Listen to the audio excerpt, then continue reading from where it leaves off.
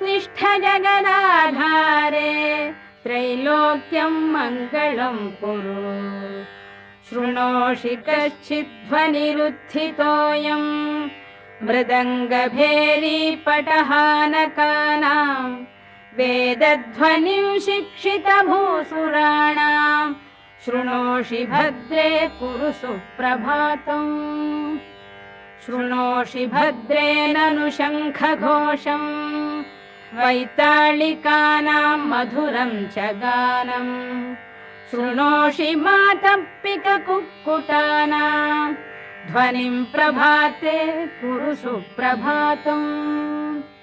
मातर्निरीक्ष्य वदनं भगवान् शशाङ्को